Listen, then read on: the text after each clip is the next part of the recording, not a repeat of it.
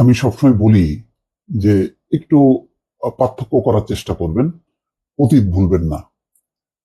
এই যে doctor Mohammad Yunus new ইয়র্কে যাচ্ছেন জাতিসংঘের সাধারণ পরিষদের অধিবেশনে যোগ দিতে, তিনি কিভাবে যাচ্ছেন, তার বহরে কারা, সবগুলো হিসাব করবেন।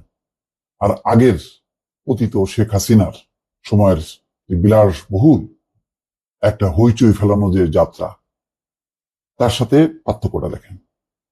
একটা শিরোনাম বলি, বুঝতে পারবেন। চার্টার্ডে নয়, বাণিজ্যিক ফ্লাইটে যুক্তরাষ্ট্রে যাবেন ডক্টর ইউনূস। মনে আছে শেখ হাসিনার বিদেশ সফরগুলো? বিমানের ব্যয়বহুল ড্রিম লাইনার, সবচেয়ে লেটেস্ট যেটা, সেটা নিয়ে যাইতেন।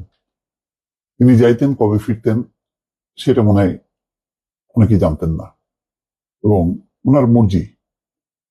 অন্তত একটা সফরের কথা মনে পড়ে এখনো, এটা অনেকদিন আমার মনে থাকবে। জাতিসংঘের অধিবেশনে তিনি যোগ দেবেন, বোধহয় গত অধিবেশন বা তার আগের অধিবেশন।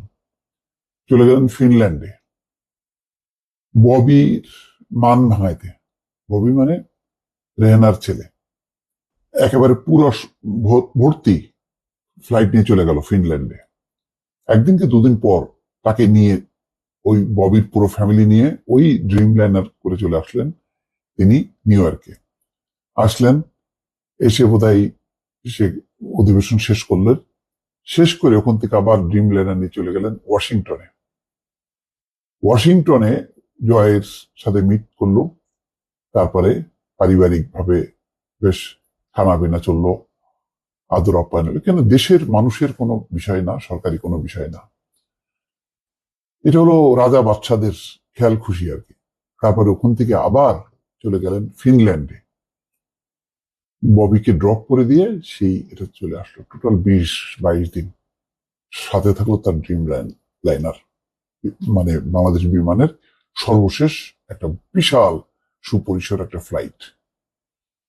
আর ডক্টর ইউনূস যাচ্ছেন বাণিজ্যিক ফ্লাইটে, তার মানে সাধারণ যাত্রীদের সাথে তিনি যাচ্ছেন, আলাদা কোনো ফ্লাইট না। এটি হচ্ছে ইউনূস। আচ্ছা, 57 জন দেখলাম সব মিলে।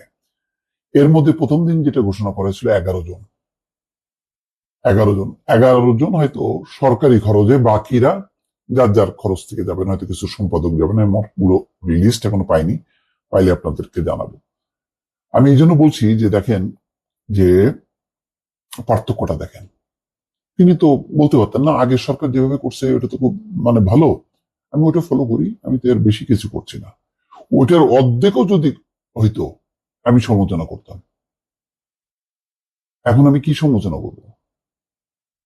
বাণিজ্যিক ফ্লাইটে যে দেশের ভাবমূর্তি নষ্ট করলেন, নাকি ড্রিম লাইনার নিয়ে গেলে দেশের ভাবমূর্তি উজ্জ্বল হতো, কোনটা? দর্শক আপনারা বলেন।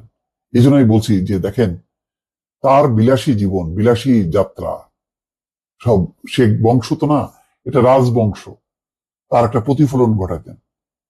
ওই প্লেনে করে নিয়ে যেতেন তার ওই চামচ মার্কা সাংবাদিক, বুদ্ধিজীবী, তারপরে রাজনীতিবিদ, সব মানে যেগুলি তেলবাজগুলি নিয়ে যেতেন।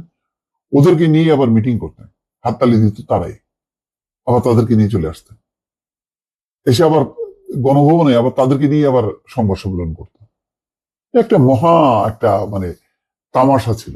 এই পুরো 15টা বছর ধরে জাতি মানে নির্বাক হয়ে এই তামাশাগুলো দেখতো, কেউ কিছু বলতো না। এই ছোট বাচ্চাগুলো পিলপিল করে বাসা থেকে বের হয়ে যেয়ে সব উল্টে দিল। আরে কত এবার জাতিসংঘে আমেরিকায় যাচ্ছে, হ্যাঁ, নিউজ।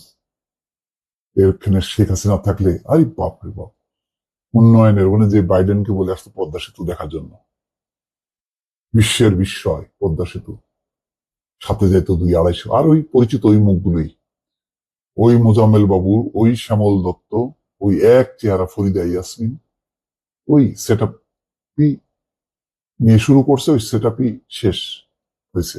এখন ওদের ওই সেট আপের কেউ দেশে পালায়, আর বাকিরা দেশে যেগুলি আছে এগুলি আছে কারাগারে। এই তো চলছে, আমাদেরকে এটা সহ্য করতে হয়েছে। দর্শক ভালো থাকবেন, আল্লাহ হাফেজ।